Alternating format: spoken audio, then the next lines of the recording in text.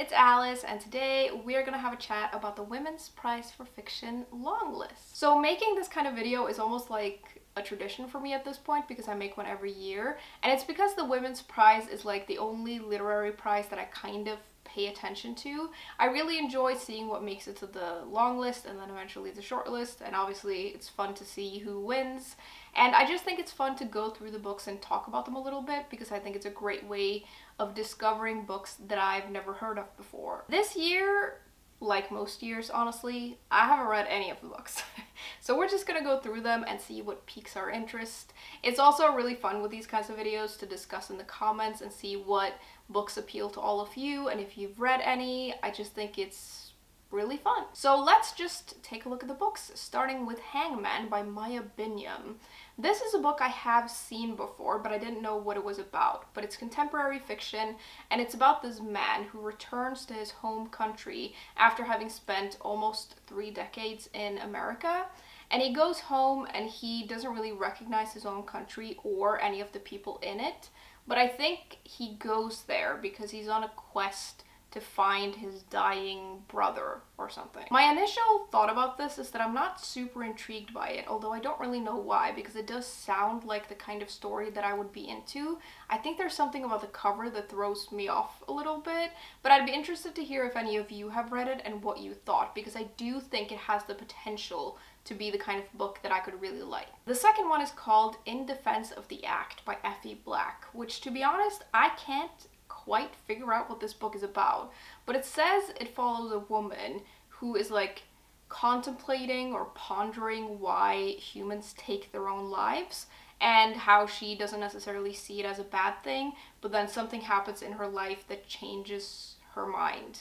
I don't really know about this. I feel like I can't quite tell what kind of book it is based on the blurb or the cover, and my immediate reaction is that I'm maybe not that interested, but then, I don't know, there is something interesting about that kind of story and that kind of theme, I guess. So this is also one that I would be interested to hear if any of you have read, and maybe you can tell me more about it, because I can't really tell what kind of book this is. I do really like the title though, In Defense of the Act. I think that's a strong and somewhat intriguing title, and it flows quite well, but I don't know if that's enough for me to pick it up. The next one though I am definitely interested in. It's And Then She Fell by Alicia Elliott, which follows a young indigenous woman who on the surface seems to have it all. She has a charming husband that she loves, they just had a baby, and they just moved to this posh neighborhood.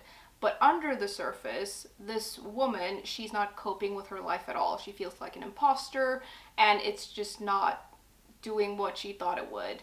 And then, to make things worse, she starts losing bits of time, and she starts like hearing voices and stuff.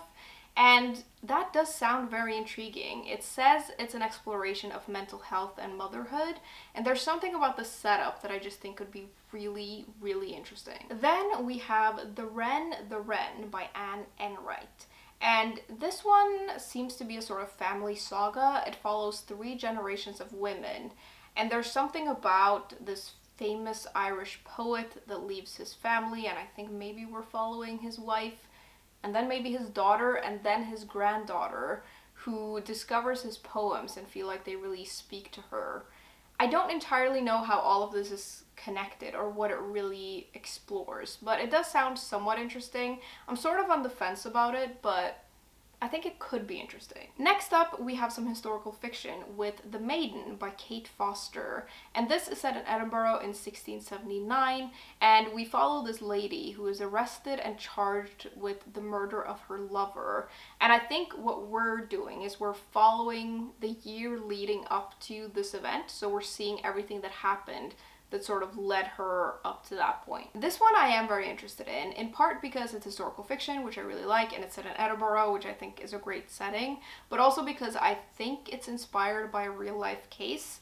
It says it's a sort of feminist, revisionist twist on this story, and it gives voice to a woman that was silenced by history, which is always interesting. Then we have got Brotherless Night by V.V. Ganenshananthan, and this is also historical fiction. It's set in Sri Lanka, and it follows a family fractured by war. we start the book off by meeting this 16-year-old girl whose dream it is to become a doctor. But then as war ravages her country and her hometown in the next decade, her dream takes on a sort of different path. And I think in the middle of all of this, 4 of her brothers are getting caught up in all of these political ideologies, and this affects her life in a really profound way. The setting and the story of this does sound very interesting to me, so I definitely want to give this a go. I also really like the cover of this, and I think that the title is really strong. Next up is Restless, Dolly, Maunder by Kate Grenville, which is also historical fiction. It's set in Australia, and I think that this is a fictionalized version of the author's grandmother's life, which is interesting. It's set at the start of the 19th century, and it says that it's set in a society where these long locked doors are starting to creak open for very determined women.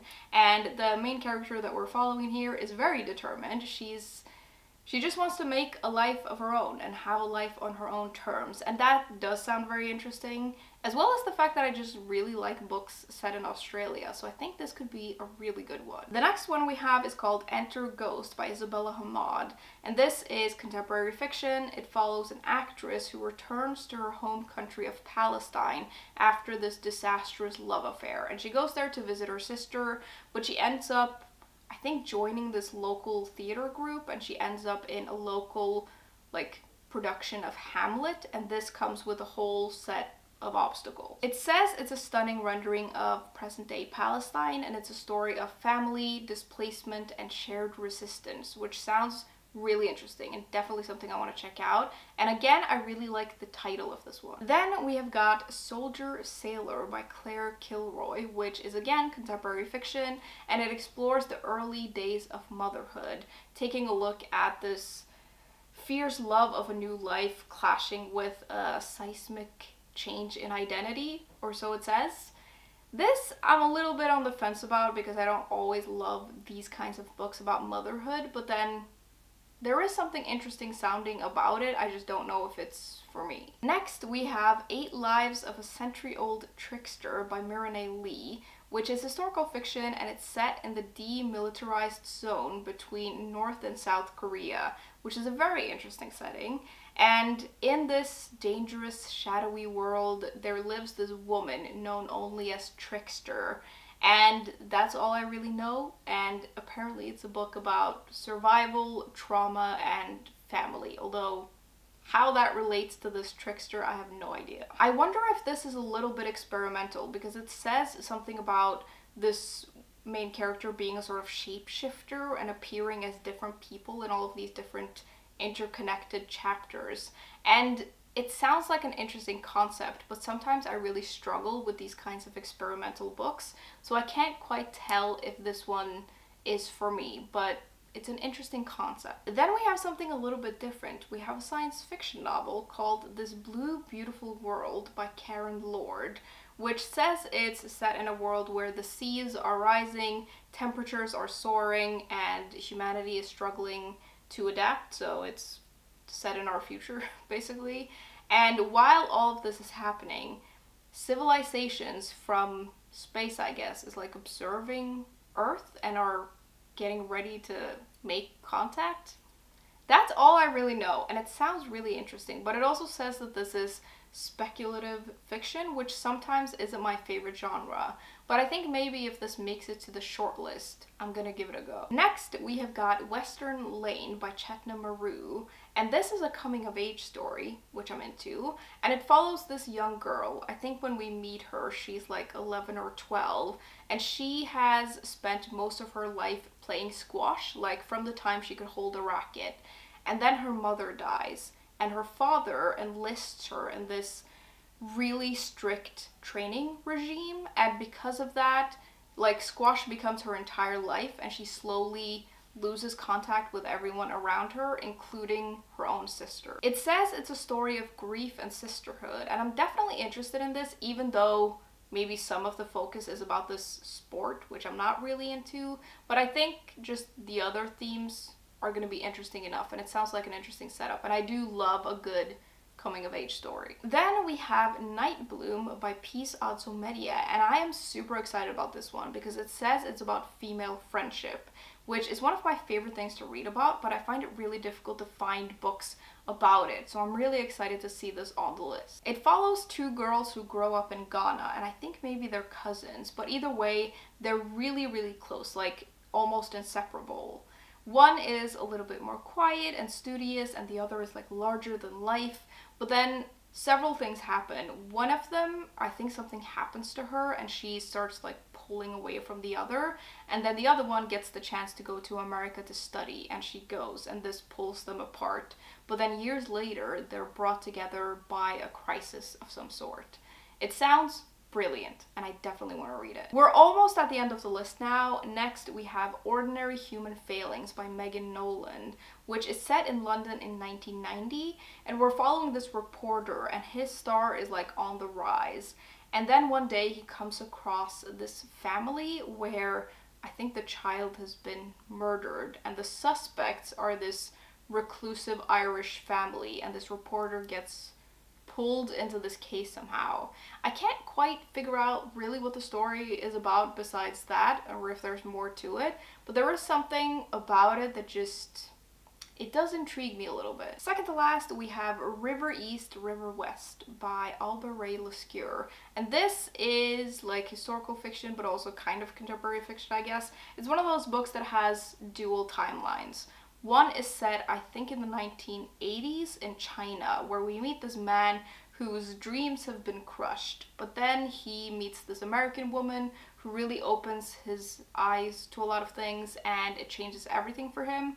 And then we follow a 14-year-old girl in 2007 in Shanghai who dreams of going to America, but she doesn't get to go, and she ends up going to like the American school in Shanghai instead. It is a little bit more intricate than that, but this does sound like it has an interesting setting, and like we're following quite interesting characters, so I might give it a go. I'd be interested to hear if any of you have read it and what you thought. Then at the end here, we have A Trace of Sun by Pam Williams, and this is about a boy who is left behind by his mother. I think his mother goes to England with her husband in search of a better life, and she leaves her son behind, and then 17 years later they come together, but they're basically strangers.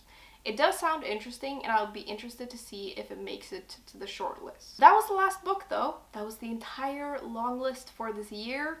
A very interesting mix this year, I feel. Usually, most years, even though I haven't read most of the books or any of the books, I will at least have heard of a good chunk of them, and I feel like all of these were pretty much completely unknown to me. I had seen the cover of the first one, but other than that, I haven't heard of any of these books or heard anyone talk about them, so it's an interesting selection. That could very well be me not paying attention though, because I don't always pay attention to like new releases and stuff, and there's a lot of books, so you can't know about all of them. Anyways, I'd love to hear what you think of the list this year, if any of the books have piqued your interest, if you've read any of them already, what you thought, and do you have any predictions for who's gonna win? I have no idea, but that's probably because I don't really know much about any of these books. As always though, thank you very much for hanging out with me today, and I will see you soon. Bye!